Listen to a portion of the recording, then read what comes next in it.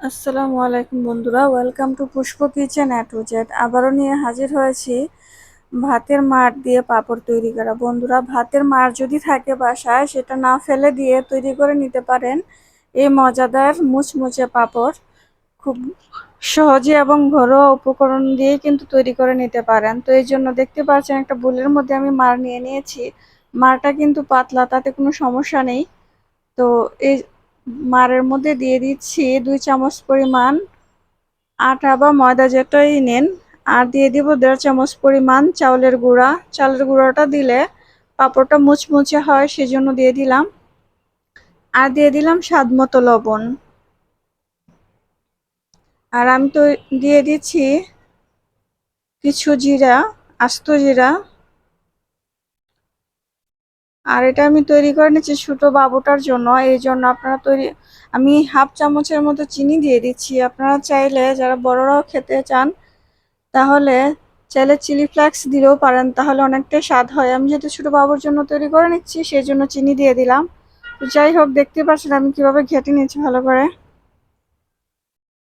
বন্ধুরা, প্রায় 2 মাস পরে ফিরে আসলাম। তো প্রতিদিন তাও ভিডিও দেওয়া হবে না, একটু ব্যস্ততার কারণে। যাই হোক, নতুন বন্ধুরা যারা আছেন সাবস্ক্রাইব করবেন, লাইক কমেন্ট করে সব বন্ধুরাই পাশে থাকবেন। যাই হোক, তো পাঁপড়টার কালার একটু সুন্দর করার জন্য আমি এখানে দিয়ে দিলাম 2 ফোঁটার মতো ফুড কালার। দিয়ে কালারটা চেঞ্জ করে নিলাম। আমি এখানে 2 ধরনের পাঁপড় তৈরি করব, একটা সাদা আর একটা পিঙ্ক। দেখতে পাচ্ছেন বন্ধুরা। তো এখানে চাইলে এরকম বাটি দিয়েও তৈরি করে নিতে পারেন। আমি এখানে বাটি নিয়েছি, তবে বাটিতে তৈরি করব না। আর নিয়ে নিয়েছি এখানে, দেখতে পাচ্ছেন বাচ্চা যে চকলেট খায়, চকলেটের বক্সের যে মুখাগুলা, হ্যাঁ, সেগুলা নিলেও পারেন। আমি ওটা দিয়ে তৈরি করে নিব। তো এটার মধ্যে হালকা তেল দিয়ে দিচ্ছি, হালকা তেল দিয়ে সব মধ্যেই লাগিয়ে নিচ্ছি।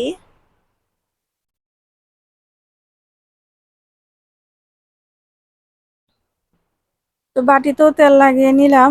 বন্ধুরা, এগুলোর মধ্যে শুধুমাত্র একবার তেল লাগালেই হবে। যখন পাঁপড় তৈরি করবেন তখন প্রথমেই তেল দিলে হবে, পরে আর তেল দেওয়া লাগে না।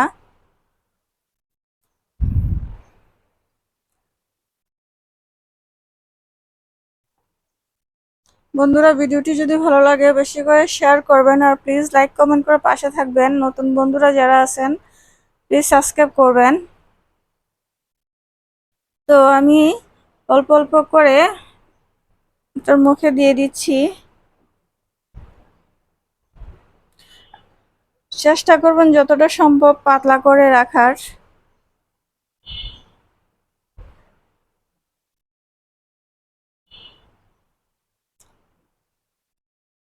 তো আমি বাটিতে দিয়ে দিচ্ছি যেটা সাদা আটা তৈরি করে রেখেছিলাম সেটা।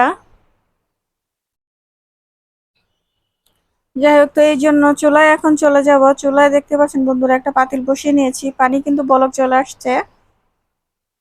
তো এই পর্যায়ে এখানে আমি একটি চালনি নিয়ে নিয়েছি। আপনারা চাইলে পাতিলও ভাপ দিয়ে নিতে পারেন। তো আমি চালনিটা নিয়ে নিয়েছি। তো এখানে দুটা দিয়ে দিব, দিয়ে ভালো করে ভাপ দিয়ে নিব। তো ভাপ দিতে বেশিক্ষণ সময় লাগে না বন্ধুরা, সর্বোচ্চ 10 থেকে 15 সেকেন্ডের মতো সময় লাগে।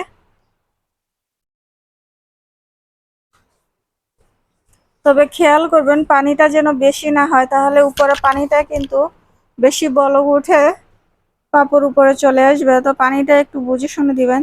যাই হোক, তো এবার ঢাকনা দিয়ে দিচ্ছি। প্রায় 10 থেকে 15 সেকেন্ড পরে চলে আসলাম। দেখুন বন্ধুরা, আমার এগুলা কিন্তু হয়ে গেছে। এবার পাঁপড়গুলা একটা ছুরির সাহায্যে গরম থাকা অবস্থায় তুলে নিব। এটাকে আর ঠান্ডা করার দরকার নেই। দেখতে পাচ্ছেন এক অংশ ছুরি দিয়ে তুলে নিচ্ছি। তো এবার টান দিলে আপনি আপনি ছুটে আসবে। আসলে বলার কিছু না বন্ধুরা, আপনারা দেখে বুঝতে পারতেছেন।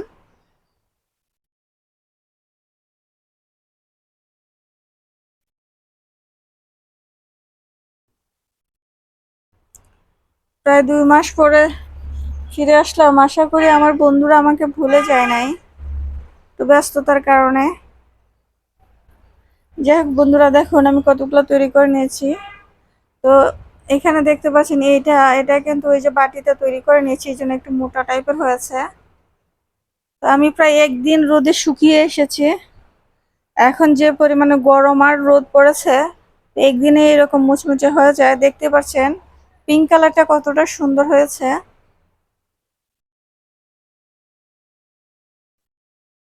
একদিনের রোদেই হয়ে যায়। তো এবার ভেজে নিব।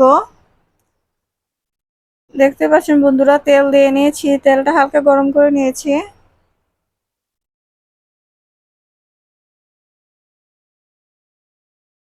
আমার তেলটা আসলে ভালো করে গরম হয় নাই, আপনারা খেয়াল করে গরম করে নেবেন তেলটা।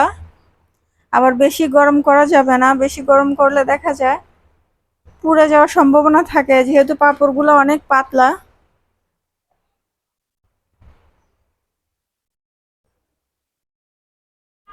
দেখতে পাচ্ছেন এরকম ভাবে বেঁকে যাবে, তো আপনি যেটা দিয়ে নেড়ে দেন না কেন সেটা দিয়ে চাপ দিয়ে ধরে রাখবেন, দেখবেন একদম সোজা থাকবে।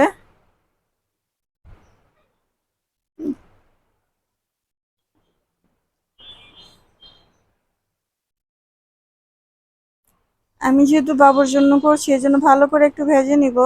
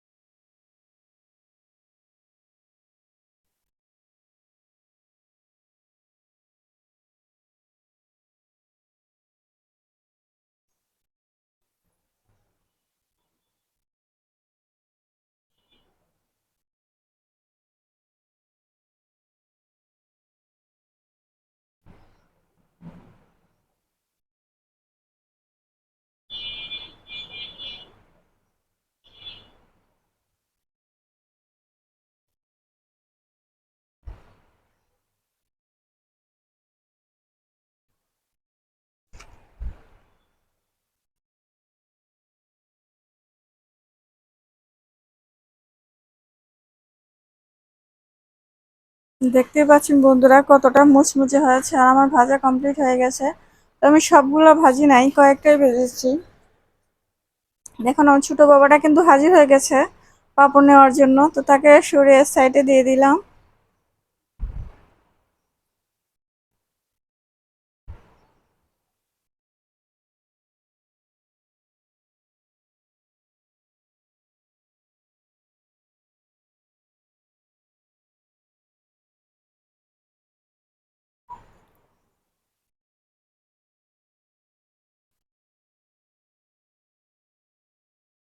তো একটা ভেঙে দেখিয়ে দিচ্ছি কতটা মুচমুচে হয়েছে।